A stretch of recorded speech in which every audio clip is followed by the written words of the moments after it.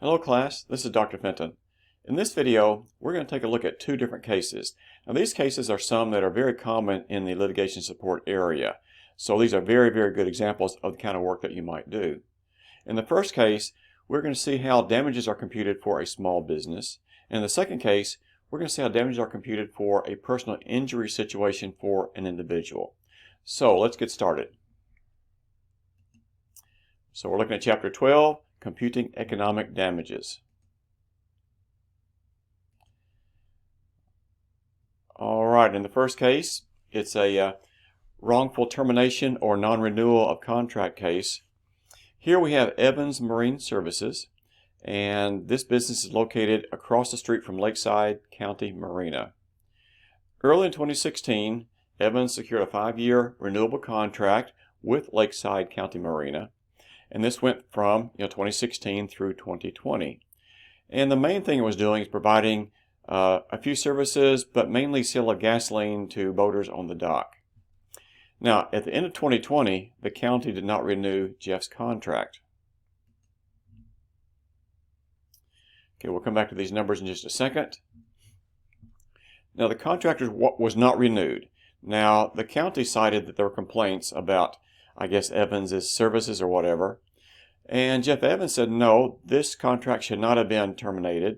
Those were not valid, allegations against me. He sued the county in state court, and he won. So the issue of liability has been settled. Now we're here just to compute the numbers. What are the actual business damages? Now something else that's important, at the time of the contract, Jeff Evans was 55 years old, and he stated he would like to work till age 65. Now going back up here, this is sort of a chart showing the numbers from his business, and this was the contract period. So this 5-year period, 2016 through 2020, we're showing the parts he sold in his marine business, the labor involved. The gasoline sales are from the contract, his state dock. So there are the gasoline sales. He had other income coming in. So total sales, you can see the numbers across here. Cost of goods sold, other kinds of expenses, cost of goods sold and parts here. Gasoline expenses down through here, and then some other income items that are expenses. And cost of goods sold, gross margin, operating expenses are taken away, and finally net income. Now the contract period stopped right here in 2020. We are at this point in time 2 years past the contract. So these are the actual numbers for the year 2021 and 2022. You had parts sales, labor, so forth, but there's no gasoline sales here because the contract with the county was not renewed. So no gasoline sales, no gasoline cost of goods sold. But remember, Jeff Evans is still running his marine services business across the street.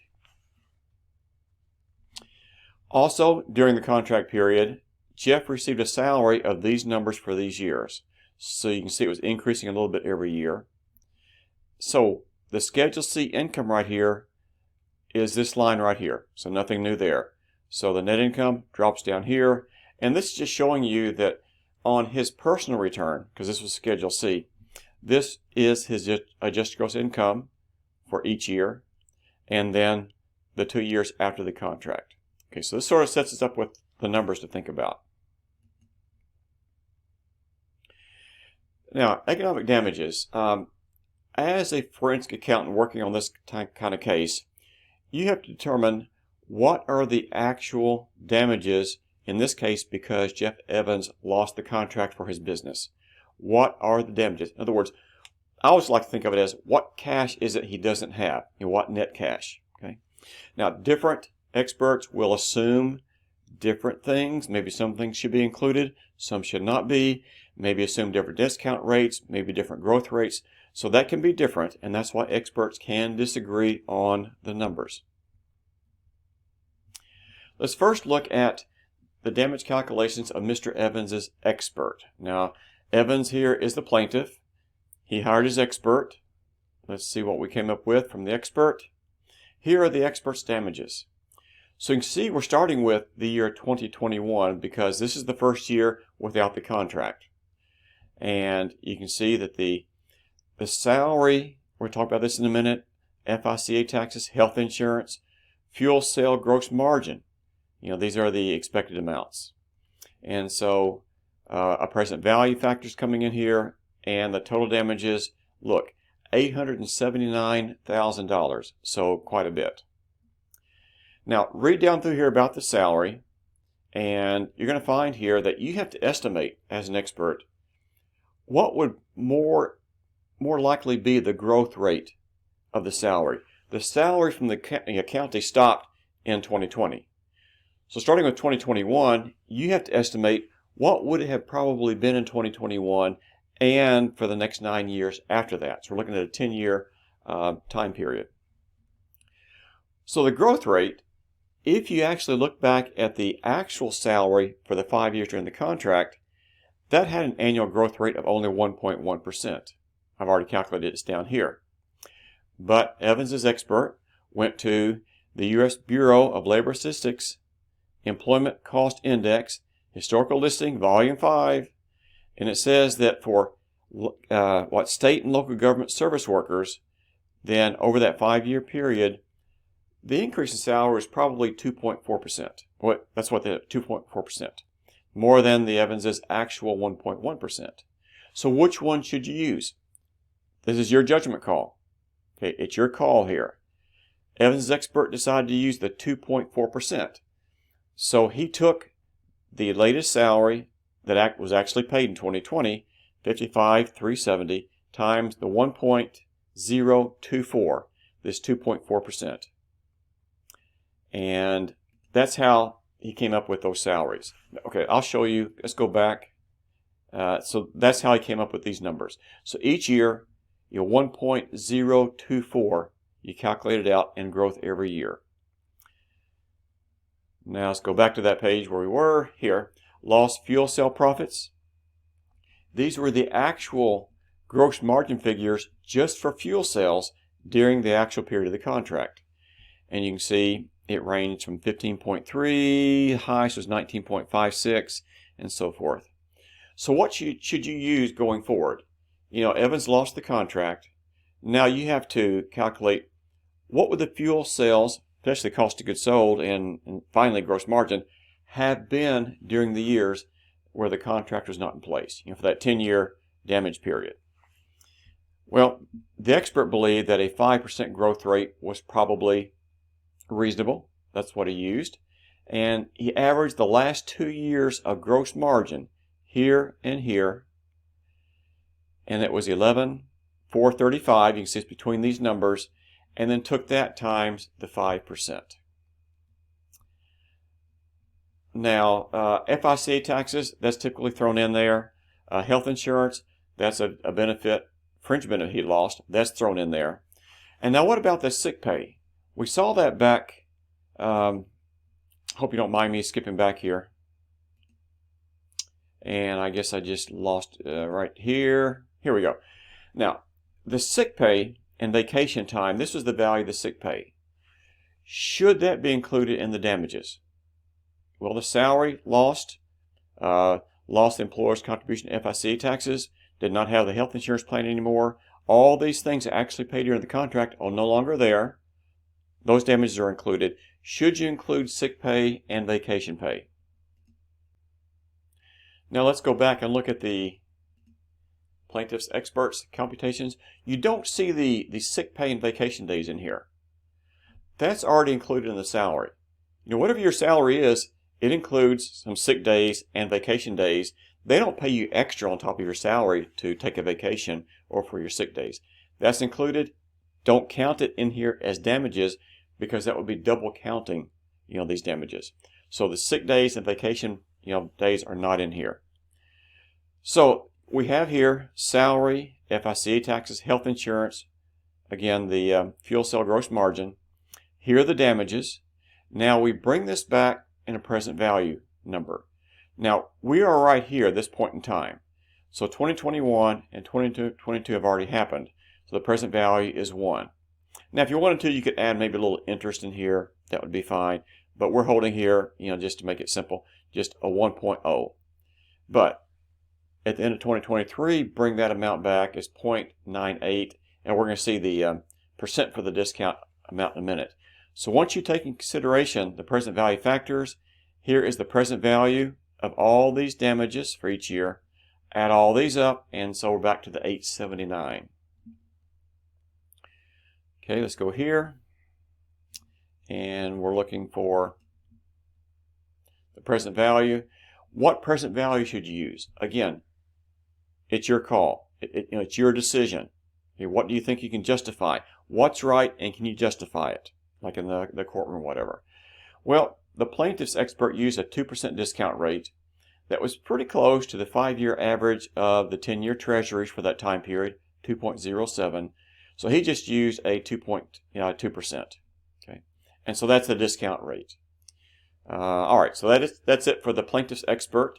Now the defendant's expert, Lakeside County's expert. Let's see what numbers this person comes up with.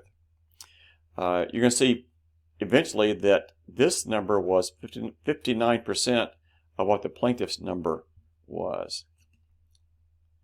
And here is a first set of computation. This isn't the complete schedule. We have another one in just a minute. But you can see we have salary, FICA taxes, health insurance. But then you take away the earnings of a fired employee. We're going to see in a minute, this is where, since Evans lost the contract over at the docks, then he had to lay off an employee. That's cost he's not incurring now. That's a cost savings. So you subtract that. You reduce the damages. Then we have the present value factors. Looks like the same 2%. And then 527, but we're not done yet. But what I want you to do over the next couple of pages, read about the lost salary yourself, the lost fuel margin here, gross margin on the fuel. And when you read that about the fuel, the defendant's expert looked at it and said, this person wasn't making much gross profit anyway. This person probably incurred extra expenses that would offset that margin. So it was so thin of a margin, and expenses probably offset it. He probably was not really making much from the fuel sales, right? And in fact, he had to fire an employee on top of that. That we already saw that wage taken out. So the defendant's expert, let's go back a page, did not even include as damages the gross margin from the fuel sales. All right, let's go here. Here, other damages. This expert used the same 2% discount rate, just talked about that. Now, what else should be taken in consideration? Well, he would be 65 at the time he wanted to retire. He wanted to keep the contract 10 more years. He was 55, 10 more years, 65. He planned on working until age 65. That's fine. But maybe you should adjust for the fact that there's a probability of life. What is the probability that he would be alive each of those years up to age 65? Okay? And so what you can do, you can go to a table that has work-life estimates, effective race in education, and when you look at that, you will come up with a table like this. And this is from the National Vital Statistics Reports, Volume 63. You can see this, 57 years old, where we are now, 2 years after the contract. And so the probability of being alive, he's 57 now, is of course 100%. The probability of him being alive next year is 0.99037, pretty good percent. So we're going to use these numbers on the table to adjust for the fact that there is a possibility he could, not be alive anymore. So everything is the same down to here, and now we add in an adjustment for the probability of life. Multiply each of these, add across and down, 522,423, which again is about 59% of the plaintiff's numbers. So we have some disagreement, and then what you will do, both sides, both experts, present their reports and their explanations to the court, probably on the witness stand, and then the judge and or jury decide, well, how much should we award the plaintiff? One number or the other, or split it. Again, that's up to the judge and or jury. So that's a quick review of the calculations for a small business. I think it's very good. Please go back and read that detail. I just hit the highlights to explain part of this. Read it yourself and you'll get a lot more out of this. Now let's look at the permanent disability case. In this case, we have Haley Mills, and she was employed by the CNC Manufacturing Company for 25 years. On January 2nd, 2020, she had a machine suddenly malfunctioned and she was thrown to the floor and injured her back fairly severely. After this, she could not work anymore. She was permanently disabled. Now, at the time of her injury, she was 50 years old. She wanted to work to age 62. And she also claims her disability has reduced her ability to perform household duties by about 1/3. So we'll take a look at that in a minute. Now, here we have the damages calculated for her. Now, she was age 50 years old, right? And she wanted to go out to age 62 and work. We only have 10 years here, really 9.8 years. This is 0.8. You can see these numbers a little bit less than the number before. We're going to talk about the work-life tables in a few minutes, and that shows you that on average, someone like her, white woman, 50 years old, she on average would work another 9.8 years, not 12 years. So again, this is your judgment call, but this expert is saying, I'm going to use the 9.8 years because I can justify that with the U.S. government table. So what we're going to do, and I want you to, again, read these pages yourself. I just want to look at this chart for a minute. We're going to estimate lost wages. We have a growth rate going out. We have fringe benefits. We're going to see that equals to about, I think they use 29% of salaries as fringe benefits. Job-related expenses. Now this is a subtraction here. This is a lowering of damages, because if you suddenly don't go to work, you're not having to pay for a commuting cost, maybe work clothing, union dues, other expenses you're in effect saving because you're not going to work. Yes, you lost your job, lost your salary. That's the bad part, but you did save a little bit on the other side because you're not going to work every day. So that's a reduction in the total amount of the damages. We have a present value factor. We use 1.95% here. This is a different case for a different situation. We have an unemployment rate. That's discussed in later paragraphs. On average, there was this unemployment rate. So what we're going to do is take the damages for each year and take off 5.95%. It doesn't show it clearly right here. That's what you're doing. Okay, this, and subtract 5.95% of this number to get these numbers down through here. And then this is the fully adjusted number with unemployment rates and present value factors and so forth. And so the damages are $869,595. So as I said, the next couple pages explains all this in more detail. They used a growth rate of 2.56%. Again, went to another table put out by the U.S. government. Fringe benefits, it talks about this person's average benefit was about 29%. They found out from the company. Look at another bit of information, you'll find out that it ranges in that same range. So that's pretty close.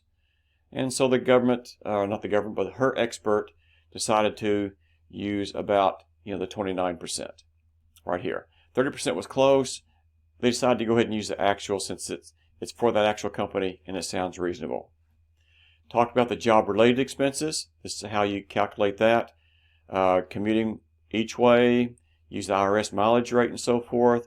Other expenses might have had here, clothing cost, shoes cost, union dues and so forth. So these are savings here. So we subtract this from the damage. Talked about the adjustment for the unemployment rate. So make sure you read this. And they came up with about 5.95% in the economic report of the president. The discounted value for present value, again, they go through the numbers and decide to use 1.95% here. Again, 5-year treasuries during that period. Adjustment for expected work life, we talked about that.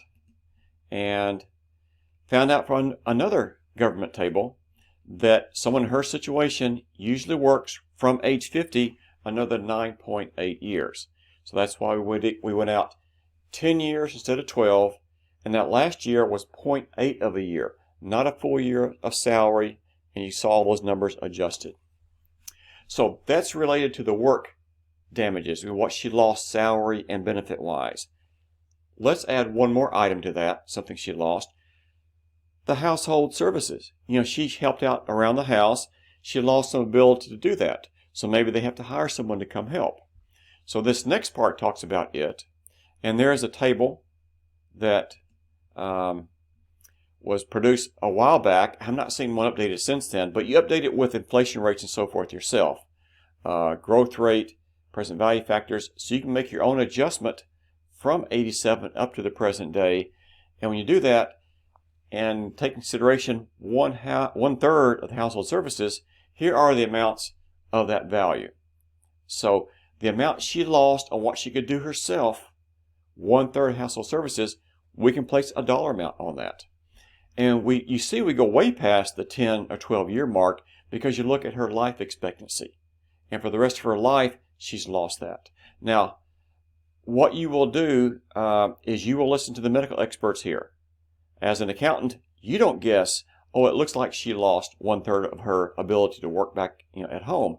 No, the occupational therapist or the medical expert dealing with her and evaluates her will tell you, here is what she lost, and that's what you use. So this explains that table some more.